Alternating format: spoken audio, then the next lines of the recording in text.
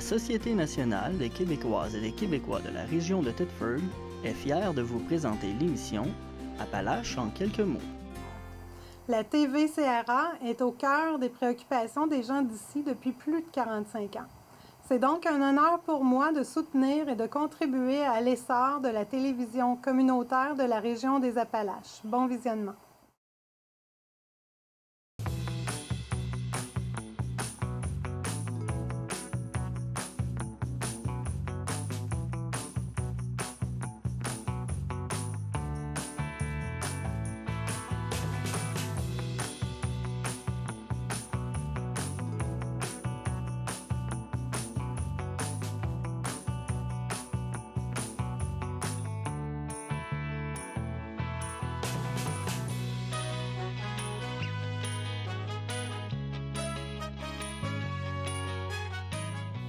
Madame, Monsieur, bienvenue à votre émission d'information habituelle Appalaches en quelques mots. Le Sommet international de l'innovation en ville médiane, qui a rassemblé plus de 300 personnes au centre de congrès de Thetford au cours des derniers jours, s'est conclu sous une note extrêmement positive. Pour le maire de Thetford Mines, M. Marc-Alexandre Brousseau, l'événement s'est traduit par de multiples avantages, tant pour les 70 exposants que pour les visiteurs provenant de la France et de 65 villes du Québec. M. Brousseau a déclaré qu'il était extrêmement fier de l'expérience que Thetford avait offerte aux participants. En plus d'apprécier les installations de notre centre de congrès, utilisé à pleine capacité pour la circonstance, tous ont pu visiter l'espace exposant et découvrir une grande variété d'entreprises innovantes. La programmation présentait également plusieurs panels où les 27 intervenants ont livré des performances remarquables. Le réseautage et le partage des expériences entre les villes étaient omniprésents, au plus grand bonheur des participants qui ont certainement pu y trouver une inspiration pour la réalisation de leurs projets respectifs, de déclarer M. Brousseau. Au final, la venue de ce sommet à Thetford Mines aura été bénéfique à tous les niveaux. Il s'agit d'une occasion de maillage extraordinaire pour les entreprises qui souhaitent faire connaître leurs produits aux villes du Québec, mais également pour celles qui visent à développer leur marché outre-mer. Une délégation française comptant une cinquantaine d'élus et d'entrepreneurs était présente à Thetford pour participer à l'événement fondé par M. Denis Thuriot, maire de Nevers, en France, et M. Michel Anger, maire de Shawinigan, au Québec. Félicitations à toute l'équipe du Sommet international de l'innovation de Thetford Mines. L'accueil a été formidable et nous a permis d'avoir des échanges constructifs sur l'innovation à de nombreuses villes médianes du Québec et de la France. Merci à mon collègue Marc-Alexandre Brousseau d'avoir assuré la continuité du sommet après la première édition québécoise à Shawinigan. J'invite d'ailleurs les autres villes médianes du Québec à manifester leur intérêt pour la prochaine édition québécoise de l'événement qui aura lieu en 2024, de commenter M. Michel Anger, maire de Shawinigan et cofondateur du Sommet international de l'innovation en ville médiane. Pour sa part, le vice-président de Nevers Agglomération et maire de Chaluis a tenu à ajouter que l'équipe organisatrice, soit la ville de Thetford Mines, peut être entièrement satisfaite puisque les objectifs attendus sont grandement atteints. Plus de 70 entrepreneurs et entreprises de la relève ont pu démontrer que leurs innovations permettent d'accélérer la transition et apporte des réponses aux défis économiques, climatiques et environnementaux auxquels notre société est confrontée. En outre, la Convention de partenariat économique signée entre la commune de Thetford Mines et Nevers Agglomération permet à chacun d'élargir son champ économique de part et d'autre de l'Atlantique en mettant à disposition les installations et les écosystèmes respectifs. Des remerciements ont été adressés aux entreprises thetfordoises qui ont merveilleusement bien représenté leur ville dans le Salon des exposants. Il s'agit des industries Fournier, de Pultral, d'Eves, de Technopieux, de Coalia, de Centre Chemitech et de Dundee Technologies Durables. Merci également aux partenaires de l'événement qui ont largement contribué à son succès, notamment IVEO, l'Union des municipalités du Québec, le gouvernement du Québec, Desjardins Entreprises et la MRC des Appalaches. Incidemment, dans le cadre du sommet international de l'innovation en ville médiane qui s'est tenu au centre de congrès de Thetford, le vice-président de la communauté d'agglomération de Nevers en France, M. Fabrice Berger, et le maire de Thetford Mines, M. Marc-Alexandre Brousseau, ont procédé à la signature d'une convention importante. En effet, cette dernière vient d'officialiser un partenariat économique visant à offrir gracieusement l'ensemble des services d'accompagnement de l'écosystème entrepreneurial de chaque ville aux jeunes entreprises de ces deux régions qui ciblent une expansion outre-mer. Plus spécifiquement, les entreprises hébergées au sein des incubateurs l'Incube de Nevers et E2RT de la région de Thetford Mines pourront bénéficier de divers services de développement économique, d'un accompagnement spécifique pour la découverte de l'écosystème local, de l'expertise des professionnels spécialisés de cet écosystème, d'un service de mentorat, de visite personnalité et finalement d'infrastructures et d'espaces de travail modernes.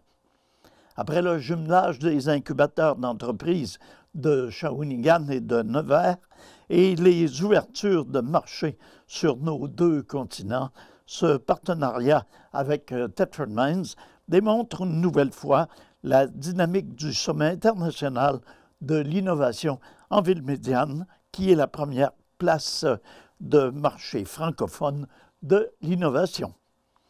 Il génère des corridors économiques et contribue ainsi concrètement au développement à l'international de nos écosystèmes. Ce partenariat est une belle opportunité pour nos deux villes et pour nos entrepreneurs qui bénéficieront d'un accompagnement idéal pour trouver leur place dans les marchés européens et nord-américains, de mentionner M. Berger. L'Union européenne est l'une des grandes économies mondiales et le deuxième partenaire commercial du Canada. Des deux côtés de l'Atlantique, le contexte économique est et sera encore longtemps favorable aux entrepreneurs.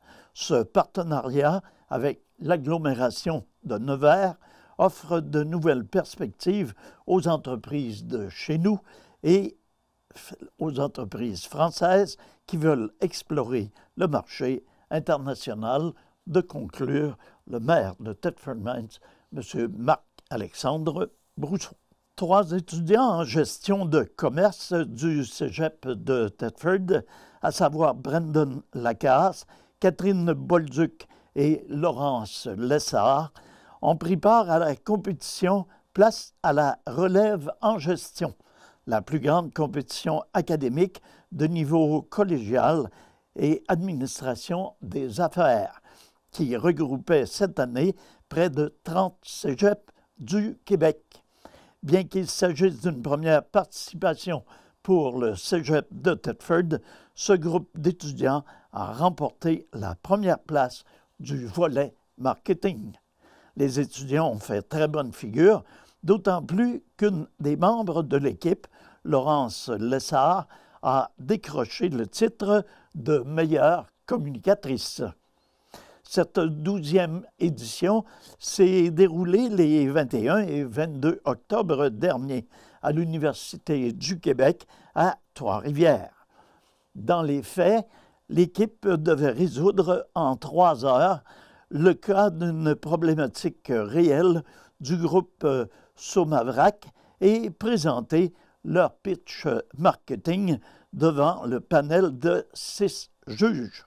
Ce dernier était composé des membres de la direction de l'organisation et d'experts en communication et marketing de l'agence Absolue. L'événement nous a permis de mettre en pratique nos apprentissages et de faire de belles rencontres. Quelle aventure et quelle fin de semaine mémorable de partager Brendan Lacasse, étudiant en gestion de commerce. C'est avec fierté que les accompagnatrices Audrey Bouliane et Marie-Ève Gagnon ont eu à souligner le travail d'excellence de leurs étudiants. C'est le fruit d'un travail acharné de la part de nos étudiants. Ceux-ci ont abordé la préparation et la compétition avec sérieux. Ils étaient prêts à relever le défi et ont fait tout ce qu'il fallait pour y arriver. Quelle fierté de constater que notre cégep se démarque à l'échelle provinciale, de déclarer Audrey Bouliane, enseignante au département des techniques administratives.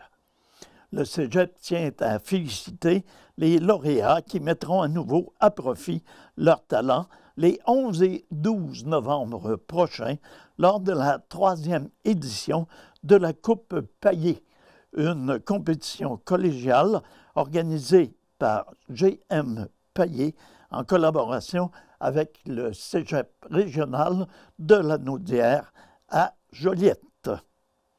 Place à la relève en gestion est une compétition académique intercollégiale regroupant près de 30 cégeps au Québec. C'est la plus grande compétition de niveau collégial en administration des affaires. Les membres du conseil d'administration de la Fondation du Cégep de Thetford sont heureux d'annoncer la nomination de Mme Maude Provencher à titre de directrice générale de la Fondation du Cégep de Thetford. Le conseil d'administration s'est dit impressionné par son dynamisme, son leadership, sa vision et son sens de l'organisation et de la créativité. Ces valeurs humaines cadrent parfaitement avec la mission de la Fondation et la culture du Cégep. Elle possède tous les atouts nécessaires pour développer des relations de confiance avec la communauté collégiale et les partenaires externes. Détentrice d'une maîtrise en administration des affaires, elle a occupé précédemment différents postes de gestionnaire au cours des dernières années. De plus, Mme Provencher connaît très bien le cégep de Thetford puisqu'elle est native de la région et a déjà occupé des postes périphériques au cégep. À titre de directrice, elle sera responsable notamment de la coordination des activités de financement et autres projets de la Fondation du Cégep de Thetford. Elle participera activement à l'atteinte des objectifs financiers des divers projets, notamment par les activités de sollicitation auprès des commanditaires et des donateurs potentiels. Madame Maude Provencher est en fonction depuis déjà une semaine. Toujours du côté du Cégep de Thetford, afin de répondre aux besoins grandissants de formation des entreprises de la région, la direction de la formation continue du Cégep de Thetford annonce le début d'une nouvelle cohorte du programme de leadership pratique pour les superviseurs le 26 septembre 2023. Ce programme de formation s'adressera à tous les superviseurs d'entreprises ou d'organisations qui désirent augmenter leurs compétences en matière de leadership, de gestion et de communication. Il s'agit de 12 jours de formation sur une période de 8 mois où les superviseurs améliorent leurs habiletés sur différents sujets en lien avec leur emploi. C'est un réel plaisir pour notre institution de pouvoir répondre aux besoins de formation des entreprises de la région de Thetford et de Lotbinière, les deux territoires desservis par le Cégep et son centre d'études collégiales de Lotbinière. Ce programme permet aux gestionnaires d'acquérir de nouvelles compétences afin de mieux gérer dans un contexte de changement, ce qui contribuera certainement à l'essor de nos entreprises, de rapporter Dave Filion, conseiller aux entreprises. Le programme Leadership pratique pour les superviseurs existe depuis 2011 et a reçu au-delà de 100 participants provenant d'organisations de la MRC des Appalaches et de la MRC de Lotbinière. Alors, rappelons que le début de cette nouvelle cohorte pour le programme en question est prévu pour le 23 septembre 2023. C'est avec une grande satisfaction que le Centre de services scolaires des Appalaches constate l'engouement croissant de ses élèves pour son offre diversifiée de programmes particuliers. En effet, il est intéressant de constater que sur une population étudiante d'environ 2000 élèves au secondaire, 1600 jeunes sont inscrits à un programme particulier, soit une proportion enviable de 80 %. Ces programmes prennent la forme de concentration sportive, artistique, technologique ou du programme d'éducation internationale. Cette année, de nouvelles concentrations se sont ajoutées afin de permettre de rejoindre davantage d'élèves. Il s'agit d'une concentration en ski, d'une en hockey division 2 et d'une en volleyball. Elle s'ajoute à celles qui font déjà la renommée des écoles secondaires du territoire, à savoir la concentration sportive, la concentration en musique populaire et le programme en éducation internationale à Thetford Mines. Les concentrations en art du cirque, en plein air, en théâtre et en hockey à Disraeli, ainsi que le programme iPad, les concentrations en anglais et en soccer à Black Lake. Avec ces possibilités multipliées, chaque élève y trouve son compte avantageusement.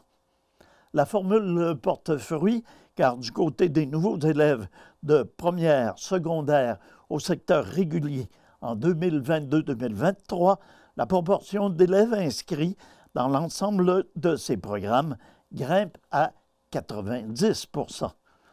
Ils sont 342 sur 380 élèves à suivre un parcours personnalisé selon leurs intérêts et leurs talents. Il y a lieu de se réjouir que nos jeunes développent leur passion à l'école, de déclarer M. Jean Roberge, directeur général du Centre de services scolaires des Appalaches. Ces programmes sont de puissants leviers de motivation scolaire et favorisent indéniablement la réussite de nos élèves, de conclure M. Roberge. Les écoles secondaires du Centre de services scolaires des Appalaches ouvriront prochainement leurs portes aux familles d'élèves qui entreront au secondaire l'an prochain. Les dates à retenir sont le 8 novembre pour la polyvalente de Thetford, le 15 novembre pour la polyvalente de Disraeli et le 22 novembre pour la polyvalente de Black Lake. Le député de Mégantic-l'Érable et leader adjoint à la Chambre de l'opposition officielle, M. Luc Berthold, invite les citoyens de la MRC du Granit, de l'Érable ainsi que des Appalaches à prendre part aux cérémonies à l'occasion du jour du souvenir. Ces cérémonies auront lieu aux dates et aux endroits suivants. D'abord pour la MRC de l'Érable, le dimanche 6 novembre, devant l'Hôtel de Ville de Plessisville, dès 10h30. L'événement se déroulera grâce à la collaboration de M. Jacques Martineau de la filiale 86 de la Légion royale canadienne, de l'Union musicale de Plessisville, du député de Mégantic-l'Érable ainsi que de la ville de Plessisville. Dans la MRC des Appalaches, la cérémonie aura lieu également dimanche le 6 novembre, mais cette fois-ci à 13h30, devant le cénotaphe de la rue Notre-Dame-Ouest à Thetford Mines. Les cadets de l'escadron 775 Kiwanis, des vétérans, des militaires et des représentants des régiments, ou plutôt du régiment de la Chaudière, seront présents à cette occasion. Et finalement, dans la MRC du Granit, la cérémonie aura lieu samedi le 12 novembre à compter de 11h. Organisée par la filiale 136 de la Légion royale canadienne, elle débutera par un défilé dont le départ se fera à 10h45 pour se terminer au cénotaphe du Parc des vétérans. À ne pas oublier, pour marquer de façon joyeuse le début du temps des fêtes, le comité culturel de Disraeli recevra samedi 26 novembre au Cabaret des Arts de Disraeli à 20h Alain François avec son spectacle 25e Trad et festif. Les billets sont en vente sur le site www.lepointdevente.com ou à la boutique La Côté au 316 de la rue Laurier à Disraeli, au coût de 25 $ en prévente pour les adultes et de 30 $ à la porte. Pour les étudiants, le coût est de 15 $. Il est de 10 $ pour les étudiants de 12 ans et moins. Réservez tôt, seulement 125 billets sont disponibles pour cette soirée du 26 novembre prochain avec Alain François. L'exposition Les Trésors de chez nous se tiendra les 5 et 6 novembre prochains au centre communautaire de Sainte-Praxède, situé au 4795 de la route 263. Exposition et vente d'artisanat et de produits locaux par près de 40 artistes et artisans seront répartis sur 2 étages.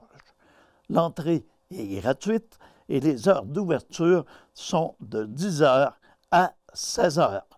Vous êtes invités à venir encourager vos artisans. Si vous désirez davantage d'informations, veuillez contacter Mme Jacqueline Demers par courriel ou par téléphone au 88 281 9390. Alors voilà, c'est ce qui met un terme à notre bulletin d'information pour cette semaine. Je vous invite à être des nôtres la semaine prochaine pour un bulletin semblable. C'est Nelson Fecteau qui vous remercie d'avoir été à l'écoute. Passez une excellente semaine. À tous et à toutes, une bonne santé. Prenez soin de vous, prenez soin des vôtres.